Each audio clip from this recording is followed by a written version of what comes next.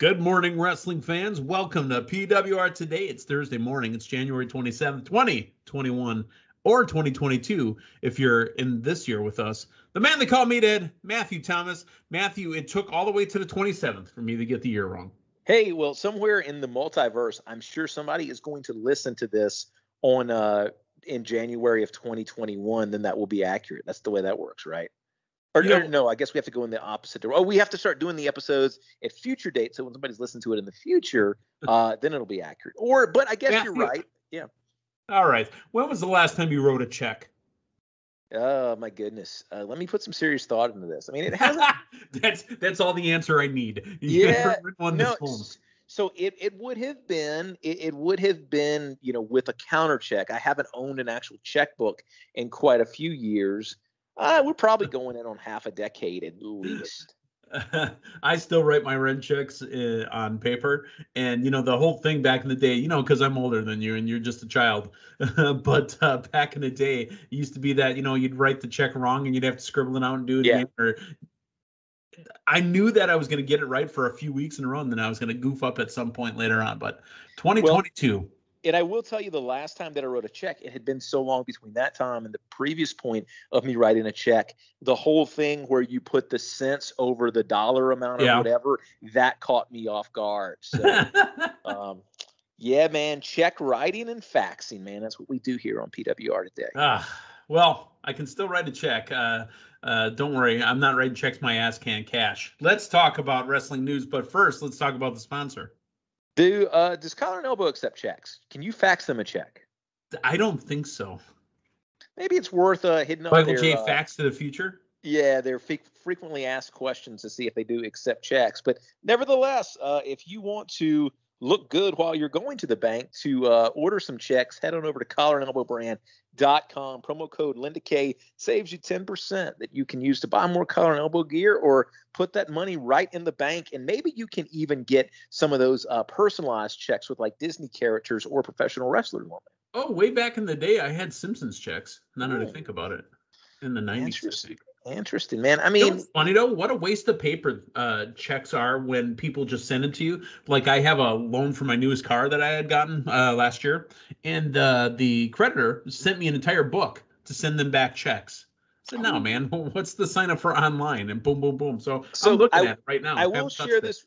I will share this with you. One time I was working a counter somewhere, and I had an older woman come in and, say it was $67.82. She proceeds to, dig through the purse, get the 82 cents in coins out. And then she proceeds to write a check for the $67. Yes. I've never seen that before. Never seen it since, but coins for the cents and a check for the dollar amount. A very lengthy transaction, if I do say so. How long was the wait to get after she was done? I think everybody was just amazed by, what they were witnessing. Oh, okay. Well, hey, let's, instead of witnessing check writing in its finest and green stamps at the grocery store, let's talk about some wrestling news. First off, ROH still not back in business, but they have announcements. They are launching their own Hall of Fame. Hey, and I think it's a good time for it because this is a time when the forbidden door is pretty wide open.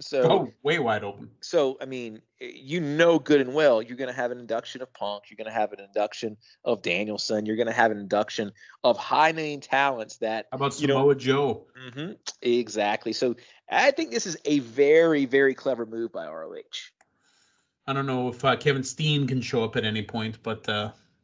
Yeah, I mean, just from the AEW talent alone that you've got, or the free agents, man. I mean, I think you can make a very, very, significant impact on that. There you go, pun intended. All right, well, they said that the 4 shows in February that are going to be airing, the Ring of Honor shows, I believe, on YouTube channel, will be Monday, and then the following Mondays, 7th, 14th, and 21st, and they're going to announce the first 4 inductees into their 20th anniversary Hall of Fame debut. Again, this whole reset thing, I mean, Meathead, you and I are talking to more ROH since this reset and since all this news is coming out than I think we've ever talked about on this program. You're getting ROH stars on Impact with that invasion angle they're doing. You've got an Impact champion that's the ROH champion. I think that you really have a chance to do a reset and get some additional eyes on the product. Let's talk backstage news on Seth Rollins name dropping Jon Moxley during his SmackDown promo last Friday. It was said so under the radar. It did not register with me when Lynn and I did SmackDown on Monday morning, and it didn't register with her either. Yeah. I mean, listen, Rollins said, hey, we're out here to celebrate your title reign, so let's celebrate the Usos, who are truly the cornerstones of your bloodline. They're doing the ones that are holding you up. It's kind of like, when me and Mox were backing you up and having to carry you. I said, whoa. Yeah. Now I wondered about that when he said me and Mox. Do they have to refer to the guy's current name, or do they have to refer to his WWE name? I would assume textbook it would be WWE name, but he said Mox. He said Mox, but he didn't say Jon Moxley, so I don't think there's any concern there. Maybe he intentionally abbreviated, so he's not saying the full name, but who knows? The story is that was 100% scripted, and it was given the okay by everybody. Interesting. Well, that's some WWE forbidden door right there. WWE gets should get some credit for that and letting wrestling be wrestling. Mm-hmm. So I agree. I mean, it's kind of reminiscent of pipe bomb CM Punk and mentioning Colt Cabana and New Japan and ROH and all that stuff. Yep. Yeah. And Roman Reigns didn't take it lying down. He came back and said, "Oh, little brother, did John Cena write that promo for you?" Which honestly is probably a compliment in 2022. So again, John Cena's on fire right now, folks. If you have not seen Peacemaker yet, wow. And I will say this, and maybe this is just my perception, but I think John Cena, when he does make a return, I think that WWE star power is going to be higher than it's ever been, because he needs to come back in the Peacemaker outfit. Yeah.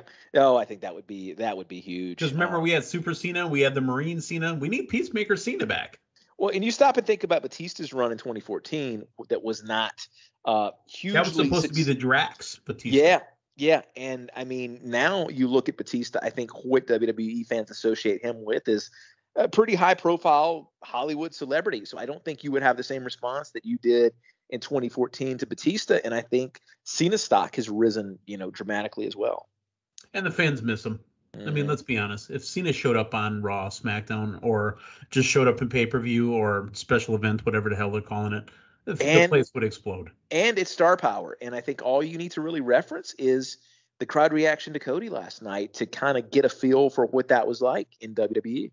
Let's segue in. Thank you, Matthew Thomas. Let's segue in. They opened the show with no fanfare. It's going to be the TNT Championship ladder match. Cody Rhodes, Sammy Guevara, both of them interim. Actually, Sammy was the interim TNT champion. Cody was the TNT champion. The person who climbed the ladder and pulled both belts down was going to become the new TNT champion. Matthew, I sent you a text message and said, I need to leave this here so I don't forget this.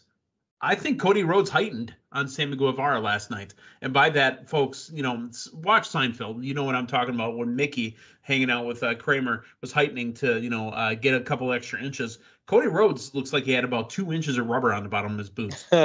Interesting. I need to review that concept. Look at the size difference between Cody and Sammy. I've never noticed that difference before. Is he wearing those shoes that you used to be able to, they advertised in like the back of NBA Inside Stuff and Slam magazine, where you were walking around with the slam dunk shoes? Yeah.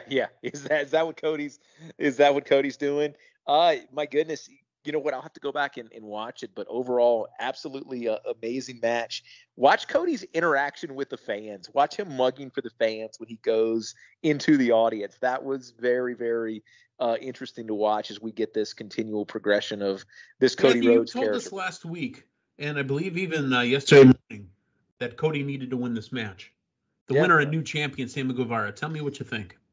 I didn't see that coming, and honestly, it makes me wonder if it's a little bit of the start and stop on more of the Cody, quote unquote, heel side that we've been getting. Okay. A lot of mugging for the crowd last night. I mean, it was some heelish stuff at the beginning, as far as, the flexing and this, that, and the other. But the reason I said that was because TNT champion Cody Rhodes it seems like it's a lot easier to cast that is this kind of, in between role there.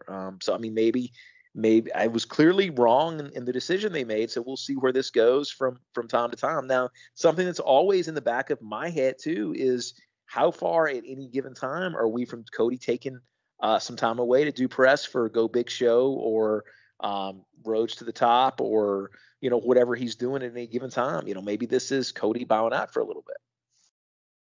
Fuego del Sol interfered in the match, and the commentators, all said what we were all thinking. Why is he getting up in the face of Cody? Good, hit him. Yeah. That was amazing to hear from the 3 commentators. And overall, I mean, absolutely amazing spots in this match. What I did like was the length of time it took for them to go get a ladder. This thing did not develop into a spot fest right off the bat. You had good psychology with the use of those ladders. And these 2 guys together, my concern going into this match was they were going to do some super, super dangerous stuff. I mean, they took chances. There's no question about that. But thankfully, everybody looked okay stepping away from this. But just some absolutely amazing spots that I don't think I've ever seen in ladder matches before. War Dog, or War Daddy, as the crowd was calling him, defeats Elijah Dean and James Alexander. If you didn't know, Wardlow from Cleveland, Ohio.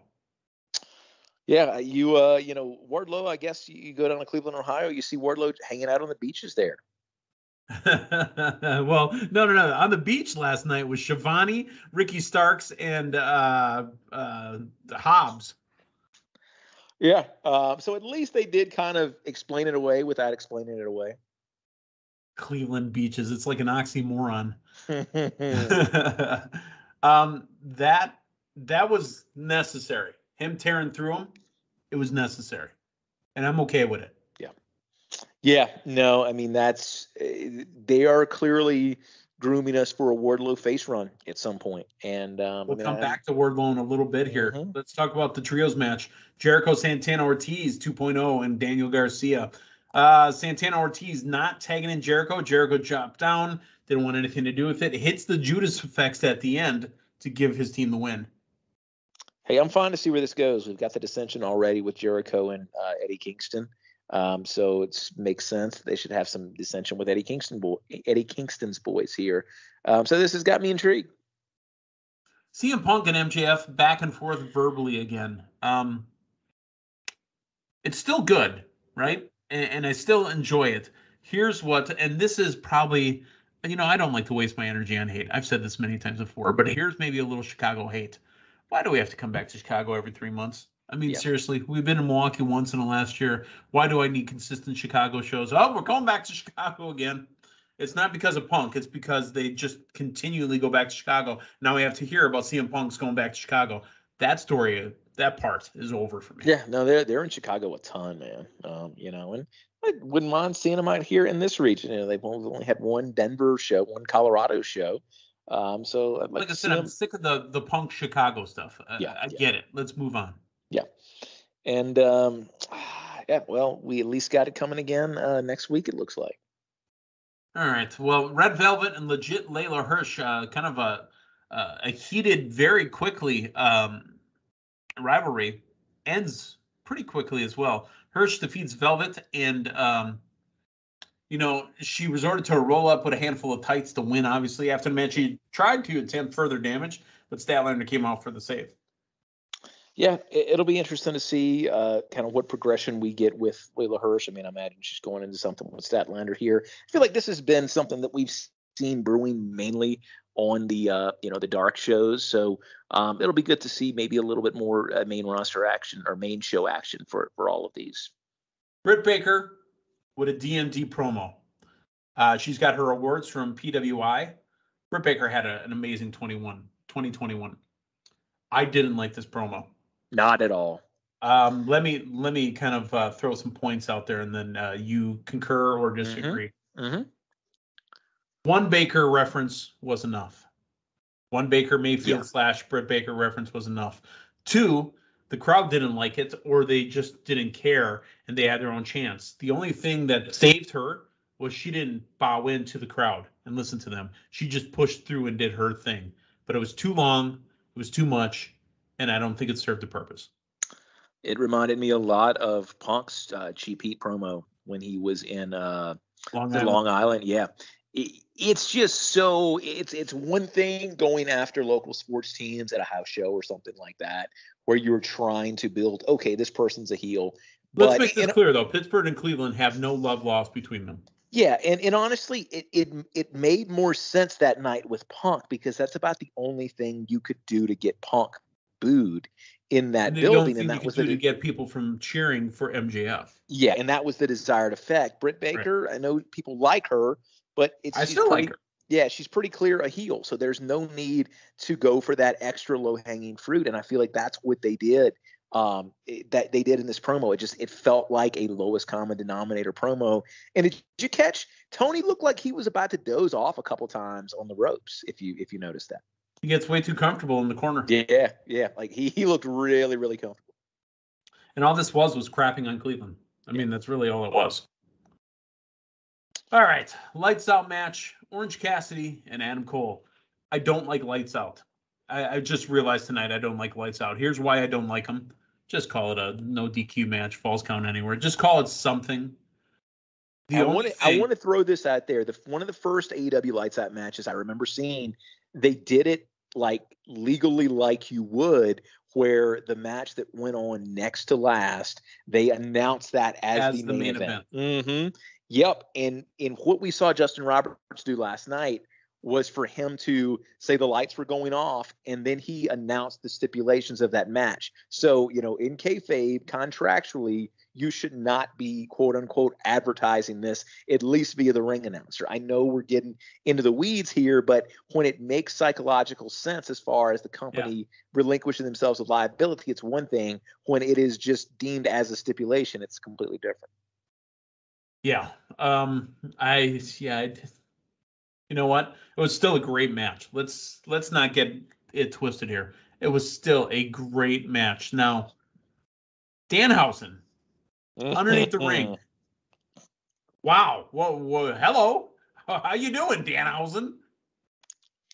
Oh, that was fantastic. And what was so great about this is nobody, we've speculated we'd like to see him go to the company at some point, and you've seen the pictures of him filling out his applications for A&W root beer.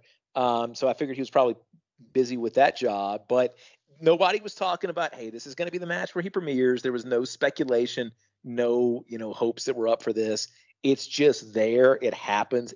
It surprises everybody. Just a great professional wrestling surprise. And official from Tony Khan, Danhausen is all elite. That's outstanding. This isn't just that he showed up one day. He is AEW now. We are in for a ride if that's the case.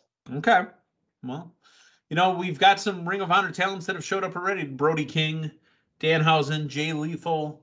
Do we have more? Who knows? I mean, it's wide open right now. Back to the match and the spot. The only thing that was missing at the end with Cole and Cassidy up there while hugging, you should have just kissed him on the cheek, because you got to give people what you want.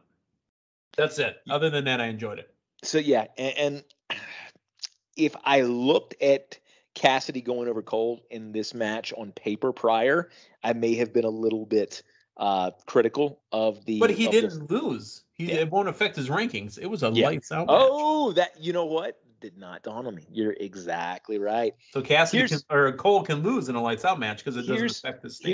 Here's what I like too is the fact that you're making this other gear that Cassidy gets more believable now. Okay, so it's not just him doing all of his Orange Cassidy stuff and finding a way to win with that. We're now being told that Cassidy. We've wondered that for a couple of years now. Mm-hmm. Sometimes he gets this extra burst of energy, and you see him really. It's like a video game. He led off by breaking his glasses to show he was serious. Yes, it's like a video game character that gets like a turbo mode or something. Like a taunt. Mm-hmm. Yeah, I gotta ask you a question. As far as rankings go, how many matches have the House of Black had as a tag team? One, maybe two. I'm pretty sure it's one. Malachi Black and Brody King have had one match. They're the number 5 ranked tag team now. Interesting. I'm sure it's like writers polls and that type of stuff too. So I'm not sure that. Well, I mean, if it's the writers polls, Aaron Rodgers is the MVP this year.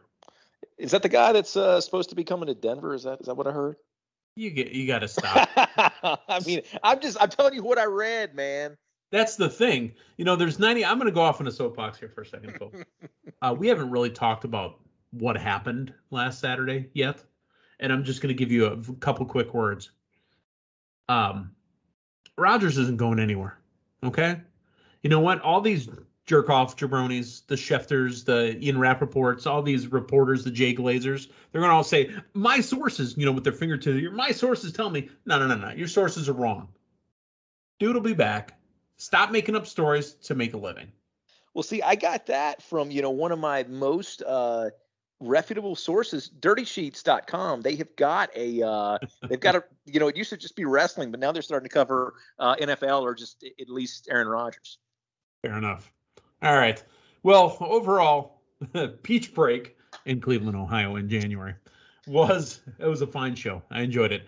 Coming up tomorrow night is Championship Friday, which out of nowhere, but all the matches apparently are championship matches. Hey, man, they're giving those people in Cleveland their money's worth. Fair enough. Speaking of giving your money worth, that's it for us.